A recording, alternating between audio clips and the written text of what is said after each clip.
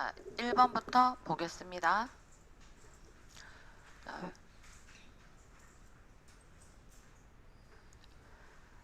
회계 분야 중에서 재무회계에 대한 설명으로 적절한 것은 물어봤어요. 그죠? 뭐에 대해서 물어봤냐면 재무회계에 대해서 적절한 거 물어봤습니다. 회계에 자 종류가 재무회계 있고요. 또 뭐가 있어요? 원가회계 있죠. 원가회계는 다른 말로 관리회계라고 하고요. 세무회계가 있습니다. 총 3가지 종류의 회계 방식이 있고 가장 기본이 되는 게 재무회계입니다. 하나씩 살펴볼게요. 1번 관리자에게 경영활동에 필요한 재무정보를 제공한다. 누구한테 제공한다라고 되어 있냐면 관리자에게 제공한다라고 되어 있습니다. 관리자에게 제공하는 회계는 원가회계 또는 관리회계라고 표현할 수 있겠죠. 1번 틀렸네요. 자, 두 번째. 국세청 등의 과세, 관청을 대상으로 회계 정보를 작성한다. 국세청 나오죠? 딱 봐도 무슨 회계예요? 세무회계죠. 얘도 틀렸네요. 세무회계는 국세청 관련해서 이제 세금, 부가가치세 납부와 관련된 거니까 세무회계 쪽입니다. 틀렸고요. 3번 법인세, 소득세, 부가가치세 등의 세무보고서 작성을 목적으로 한다. 세무보고서 작성과 관련되니까 얘도 뭐랑 관련 있겠어요? 세무회계랑 관련 있겠죠. 그러면 3번도 틀렸고요. 2번, 3번이 세무회계랑 관련이 있습니다. 답이 4번. 일반적으로 인정된 회계 원칙에 따라 작성을 하게 되고요. 주주, 투자자 등의 주된 정보 이용자가 있습니다. 그래서 재무회계, 지금 문제에 나온 재무회계는 주주, 투자자 등의 정보 이용자죠. 다른 말로 외부 정보 이용자라고 합니다. 관리회계는 내부, 우리 회사 안에 내부 정보자 이용자이고 이 재무회계는 외부 정보자 이용자예요. 회사 바깥에 있는 그렇게 됩니다. 그래서 답이 4번 이렇게 해주시면 되고요. 자, 2번 보겠습니다. 유가증권 중에 이제 뭐 물어봤냐면 단기 매매 증권에 대한 설명으로 이번에는 틀린 거 물어봤어요. 단기 매매 증권은 기본적으로 시장성이 있고요. 단기 시세 차익을 목적으로 합니다. 이거 분계 문제 나올 때 되게 자주 보이는 문구죠. 정확하죠. 단기 매매 증권은 자산 중에서 당좌자산, 유동자산 중에서도 당좌자산 분류되죠. 정확하죠. 기말 평가 방법은 공정가치로 하죠. 공정가액, 공정가치 같은 표현입니다. 정확합니다. 면 답이 4번. 단기 매매 증권은 2번과 비교되죠. 그죠? 당좌자산이면 얘가 투자자산 말이 안 되죠. 투자자산으로 분류되는 유가증권의 매도 가능 증권과 만기 보유 증권이 있죠. 그래서 답이 4번이 틀렸네요. 다음에 3번. 다음 중 재고자산의 평가에 대한 설명으로 옳지 않은 거 물어봤고요. 재고자산 평가와 관련된 거요. 성격이 상이한 재고자산을 이종자산이다 그죠? 재고자산을 일괄 구입하는 경우에 공정가치 비율에 따라 안분하여 취득원가를 결정합니다. 예를 들면 건물과 토지를 금액을 한꺼번에 주고 계산을 하고 구매를 했다라고 하는 경우에 이제 이런 식으로 일괄 구입이죠. 한꺼번에 구입을 했다라고 하면 공정가치 비율에 따라 안분 나누어 준다라는 거죠. 요거 맞는 표현이에요. 요런 표현 한번 잘 눈여겨보시고 1번 같은 경우는 세무 2급에서도 나올 수 있는 그런 충분한 보이는 표현이죠. 그죠? 잘 파악해 주시고 두 번째 재고자산의 취득 원가에는 취득 과정에서 발생한 할인과 애누리는 반영하지 않는다. 자, 재고자산의 취득 원가 그러니까 매입을 했어요. 매입을 하고 난 이후에 할인이나 애누리가 발생했다. 어떻게 해요? 당연히 차감해야 되죠. 차감해줘야 되죠. 그래서 2번에 반영하지 않는다. 요거 틀렸습니다. 2번 틀렸고요.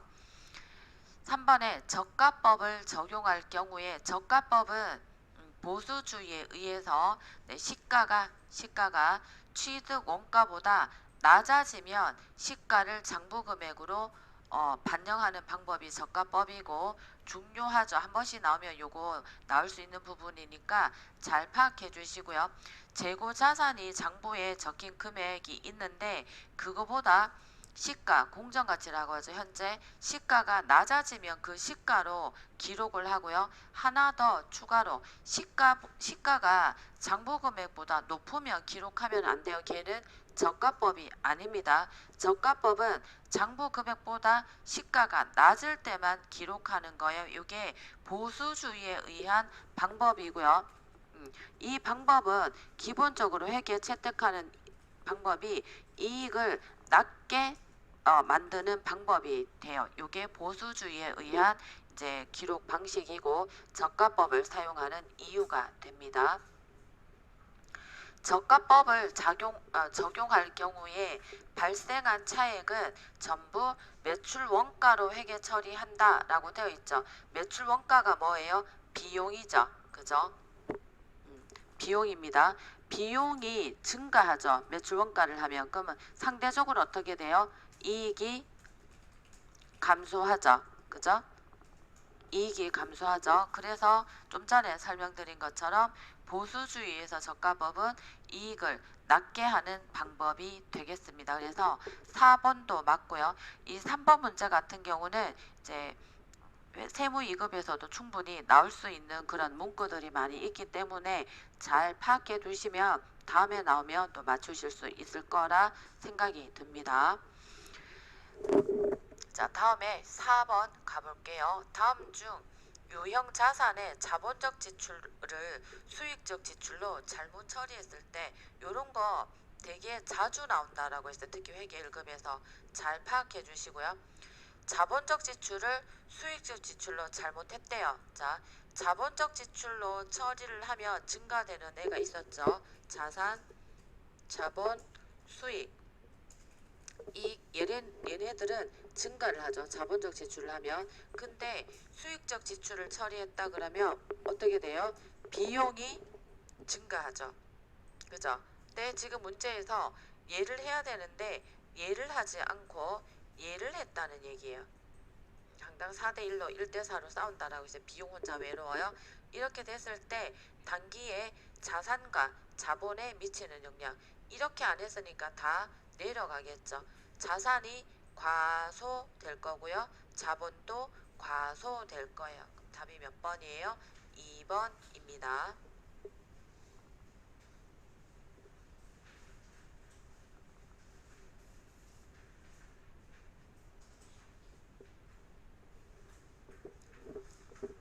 5번요. 주식회사 재무는 자기 주식 200주를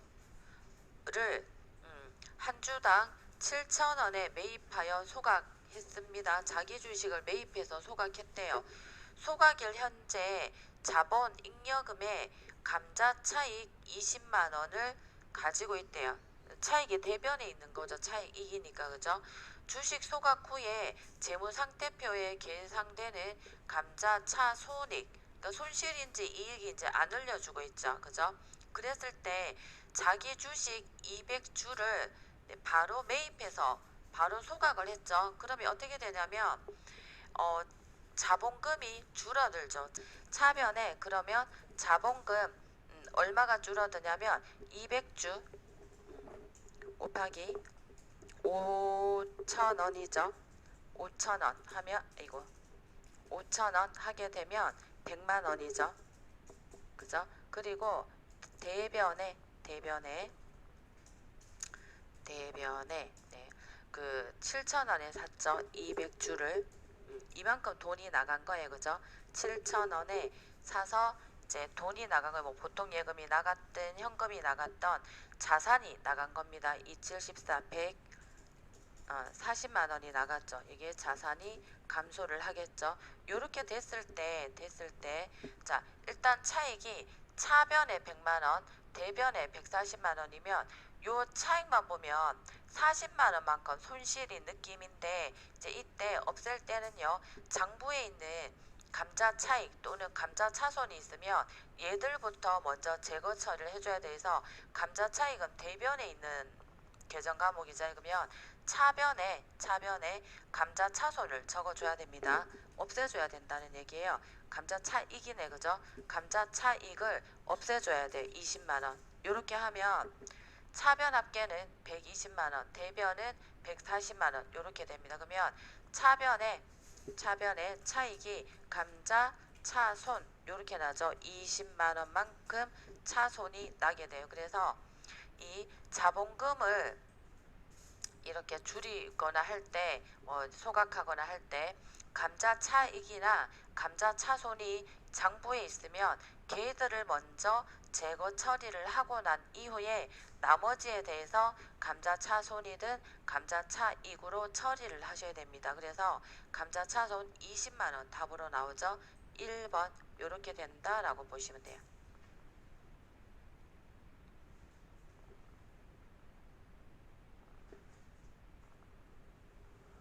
자, 그 다음에 6번 볼게요. 다음 중 손익계산서에 대한 설명으로 옳지 않은 거 물어봤고요. 자, 손익계산서다 그죠? 자, 매출 원가는 상품, 제품 등의 매출액에 대응되는 원가죠. 판매된 제품이나 상품 등에 대한 제조 원가 또는 매입 원가 정확한 표현입니다. 맞고요. 그 다음에 영업의 비용은 기업의 주된 영업활동이 아닌 활동되어 있죠. 발생한 비용과 차손 손실을 말을 하게 되고 기부금 잡손실 맞죠? 2번 맞아요. 3번 손익계산서는 일정 기간 맞죠? 기업의 경영성과에 대한 유용한 정보 맞네요. 그러면 답이 4번 수익과 비용은 각각 순액 아니죠. 외워져 있죠? 총액으로 보고합니다. 자산과 부채도 마찬가지예요. 총액으로 보고하는 것을 원칙으로 합니다. 답이 그래서 4번이 되겠고요. 자, 7번 가보겠습니다. 자, 주식회사 서울은 주식회사 제주와 제품 판매 계약을 맺었어요. 계약까지는 거래는 아니죠. 회계상 거래는 아니고 주식회사 제주가 발행한 당좌 수표 50만원을 계약금으로 받았네요. 계약금으로 우리가 받았어요. 그럼 얘는 무슨 계정 과목이 돼요? 선수금이라는 부채가 증가를 해야 되는 상태입니다.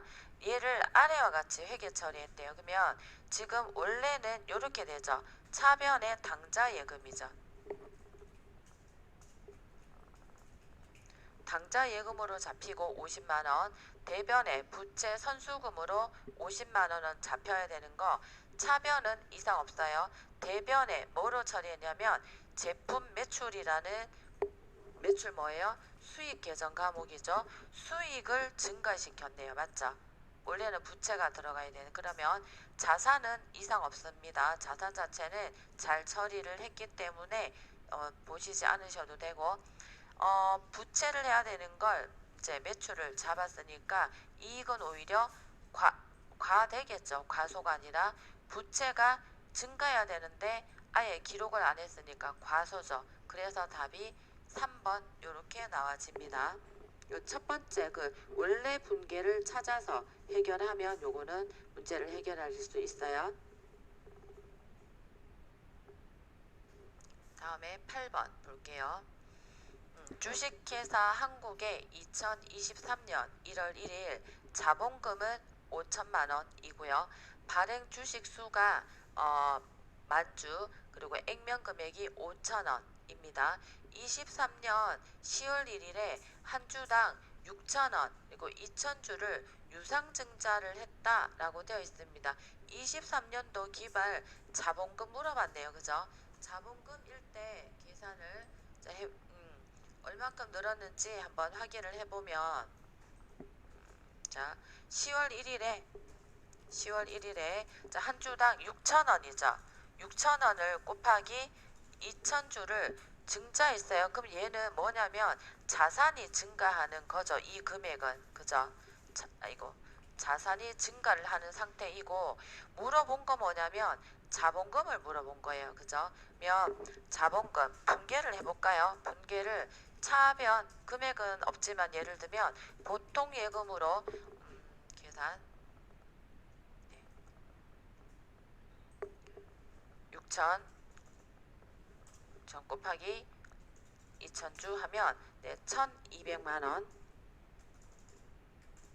만큼 들어왔고요. 대변에 자본금이 늘어나죠. 증자를 했으니까 대변에 자본금으로 적을 때는 뭐로 적어야 돼요? 액면 금액으로 적어야 되죠. 그죠? 그러면 자 2,000주에 대한 곱하기 액면 금액이 얼마냐면 5,000원. 이거 5,000원 이렇게 되죠. 그러면 1,000만 원. 요렇게 돼요. 요게 이제 뭐 물론 여기에 대해서 여기 주식 주발처죠. 주식 발행 초과금 해서 얼마예요? 200만 원이 있게 되고, 여기서 물어본 건 기말 자본금 물어봤으면 자본금이 얼마 플러스 된 거예요? 1,000만 원 플러스 된 거죠. 원래 얼마 있었어요? 5,000만 원 있었죠. 그러면 자 5,000만 원에서 동그라미 하나가 빠졌네요. 5,000만 원에서 여기에서 더하기 1,000만 원 이렇게 되죠. 그러면 금액이 얼마 나와져요? 6,000만 원 이렇게 됩니다. 그러면 답이 몇 번이에요? 3번 이렇게 나와지죠. 자, 주식 발행 초과금은 어디에 들어가는 애냐면 자본 잉여금에 들어가죠. 그래서 문제에서는 뭘 물어봤냐면 자본금을 물어봤기 때문에 이 주식 발행 초과금에 대해서는 생각하지 않는다라고 보시면 됩니다. 그래서 자본금 1,000만 원 요것만 생각해 주시면 돼요. 그래서 답이 3번이 되겠습니다. 자, 원가 및 비용의 분류 항목 중에 자, 뭘 물어봤냐면요. 제조 원가에 해당하는 거 제조 원가죠. 제조 원가면 기본적으로 떠올려야 되는 게 이제 들어가는 게 생산 쪽인지 제조 쪽인지 공장 쪽에서 발생을 했는지를 봐야 되는데, 그러면 일단 이런 말이 들어가지 않은 마케팅부, 영업부 얘네들은 다 어디로 분류돼요? 판매비와 일반 관리비로 분류되죠. 그죠? 1번하고 3번은 판관비로 분류가 되는 거고요. 그러면 생산 공장의 전기요금 얘 뭐예요? 제조 원가 맞죠? 답은 1번이고요. 4번에 생산 공장까지 읽고 1번과 4번 두 개인가 라고 하면 이제 낚이는 거예요. 끝까지 읽어보면 기계장치의 처분 손실입니다. 기계장치가 뭐예요? 유형 자산이죠. 유형 자산에 대한 처분 손실이죠. 얘 어디로 들어가져요? 영업 외 비용으로 들어가죠. 얘는 그럼 어디로 들어가요? 손익 계산서에 적히는 항목이 되죠. 그래서 이런 문제 나올 때 같은 생산 공장 제조 요런 말이 나오면 잘 눈여겨보셔야 돼요. 두 개가 나오면 하나는 낚시를 한 겁니다. 그래서 요거는 유형자산 처분 손실이라고 해서 영업에로 처리하게 되고, 얘는 손익계산서에 적히는 항목에서 답은 1번으로 찾아주시면 돼요.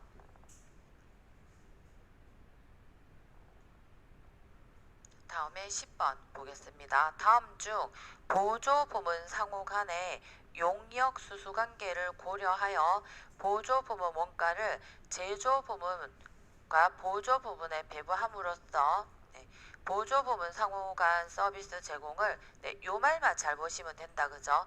완전히 반영한다 그러면 고민할 필요도 없이 상호 배부법이죠. 단계 배부법은 어떻게 반영해요? 일부 반영하죠. 직접 배부법은 전혀 고려하지 않죠. 그죠? 요 말 자체로 바로 찾아지는 문제가 되겠습니다. 답은 3번. 총배분법이라는 건 없었어요. 그죠? 답은 3번이고요. 다음에 11번. 다음에 자료에 의해서 단기 직접 재료 원가라고 물어봤죠. 원가. 그러면 기본적으로 주어진 자료에서 원가와 관련된 게 기초 기말 해당되는 게 몇 개 있는지 봤을 때 기초 원재료, 기말 원재료, 그리고 단기 원재료 매입액까지 있네요. 그러면 여기에서 이 문제는 여기에서 그냥 다 해결이 되는 문제예요. 그래서 어떻게 해결이 되는지 보시면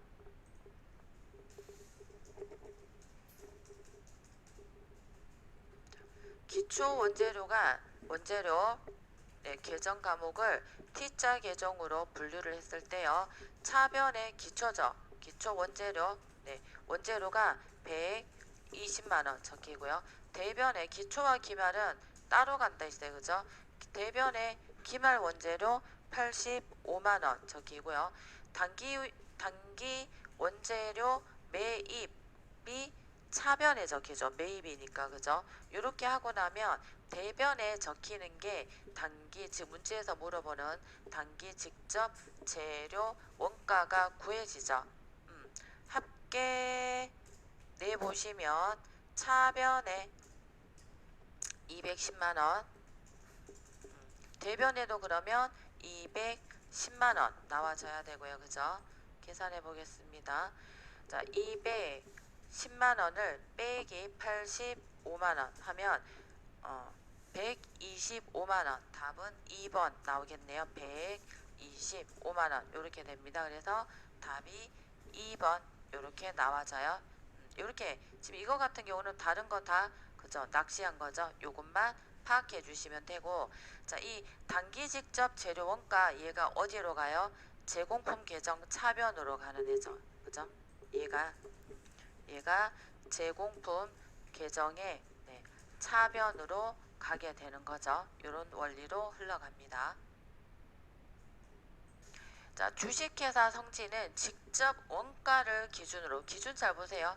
조업도 기준이 직접 원가를 기준으로 제조 원가를 배부를 할 때 제조 지시서 넘버원의 발음이 그렇죠. 넘버원의 제조 간접 원가 배부액은 얼마인가? 요거 물어봤는데, 자, 이런 거 나올 때 기본적으로 배부율 있죠. 배부율은 전체에서 배부율을 구합니다. 자, 배부율은요. 배부율부터 들어가야 되죠. 배부율은 조금 애매하긴 한데, 자, 제조 간접 원가 나누기 직접, 이 문제에서 보면 직접 원가가 돼요. 직접 원가 이렇게 하면, 자, 제조 간접 원가가 50만원이죠.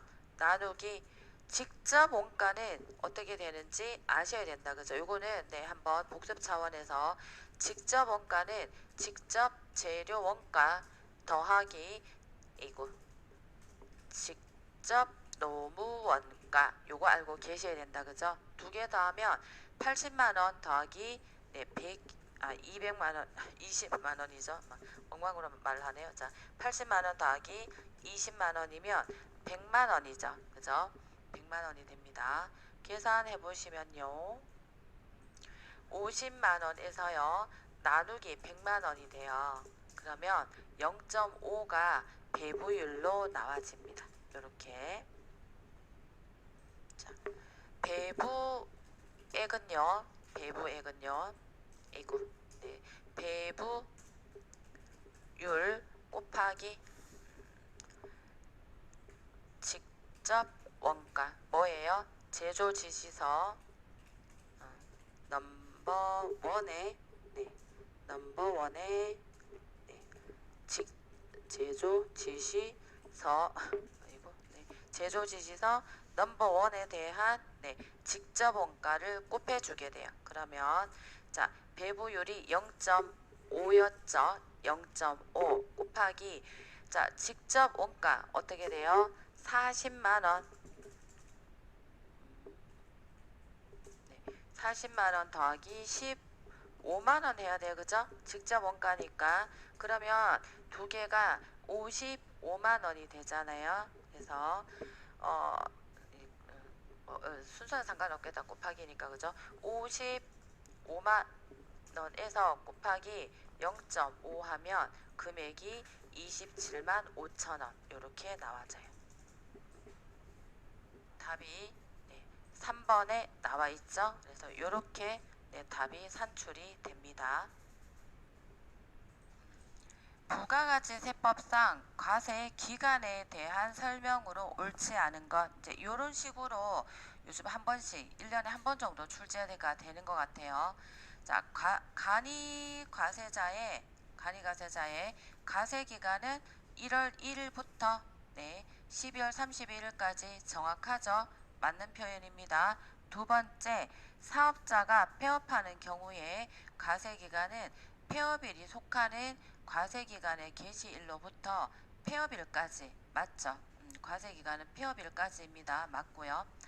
일반 과세자가 간이과세자로 변경되는 경우에 그 변경되는 해에 간이과세자 과세기간은 7월 1일부터 12월 31일까지 정확합니다. 4번에 간이과세자가 일반 과세자로 변경되는 경우에도 7월 1일부터 기준이기 때문에 일반 과세자로 이렇게 넘어간다는 거잖아. 그죠? 그러면 그전 간이과세자 과세 기간은 1월 1일부터가 아니라 1월 1일부터인데 12월 31일까지가 아니라 6월 30일까지 이렇게 됩니다. 그래서 일반 과세자에서 간이과세자로 넘어가는 기간, 간이과세자에서 일반 과세자로 넘어가는 기간이 7월 1일이라는 기준 날짜를 알고 계시면 이런 문제 잘 해결하실 수 있어요. 7월 1일이에요. 그래서 간이과세 4번 같은 경우는 간이과세자 과세기간은 1월 1일부터 6월 30일까지 이렇게 됩니다. 자, 14번 볼게요. 세금 계산서에 필요적 기재사항에 해당하지 않는 거 되게 기본이어서 잊을만 하면 나온다라고 보시면 돼요. 공급 연월이 아니라 작성 연월일이죠. 1번 틀렸어요. 자, 2번에 공급하는 사업자면 매출자죠. 매출자의 등록번호, 성명, 명칭 들어가야 되죠. 정확하죠. 공급받는 자, 매입자의 등록번호 정확합니다. 공급가액과 부가가치세액 들어가야 돼. 여기에서 1번만 작성연월일로 바꿔주시면 요게 요 자체가 필요적 기재사항에 있는 내용이 다 들어온 거예요. 요거는 정확하게 암기를 하고 계시면 되는 문제가 되겠습니다. 다음에 15번요. 자, 다음 중 부가가치세법에 따른 재화 용역의 공급 시기죠. 자주 나오는 출제 유형이에요. 적절하지 않은 거. 위탁 판매의 경우 요거 잘 보셔야 되는 게 수탁자가 공급한 때죠. 약간 한글 싸움인데 수탁자가 공급한 때 빠졌다 보시면 돼요. 맞는 표현인데 수탁자가 제 3자에게 공급한 때죠. 그죠? 이게 뭐예요? 수탁자가 다른 말로 판매했다는 얘기예요. 그래서 1번 맞는 얘기입니다. 오해하시면 안 돼요. 위탁자가 수탁자한테 물건을 넘긴 기간으로 잘못 해석하시면 안 된다는 거예요. 그래서 1번은 맞아요. 해석을 잘못해버리면 답이 1번이다. 이렇게 나와지니까 주의하셔야 되고요. 상품권의 경우에는 상품권이 판매되는 때 아니라고 했죠. 상품권을 판매하고 난 이후에 그 상품권과 현물, 물건이죠. 재화죠. 그죠? 재화와 현물과 교환되는 시점. 교환되어서 실제로 이제 인도되는 때. 그 재화가 인도되는 때가 상품권의 공급 시기가 됩니다. 가장 기본적으로 오답지로 잘 내는 유형이에요. 그래서 답이 2번입니다. 장기 할부 판매 같은 경우는 대가의 각 부분을 받기로 한때 장기 할부 판매 요것도 기억하시고요. 조건부도 여기죠. 대가의 각 부분을 받기로 한때 그 다음에 내국 물품을 외국으로 반출하는 경우 있죠. 요거는 수출 제한을 선적하는 때 해서 1번, 3번, 4번은 정확한 표현이 되겠습니다.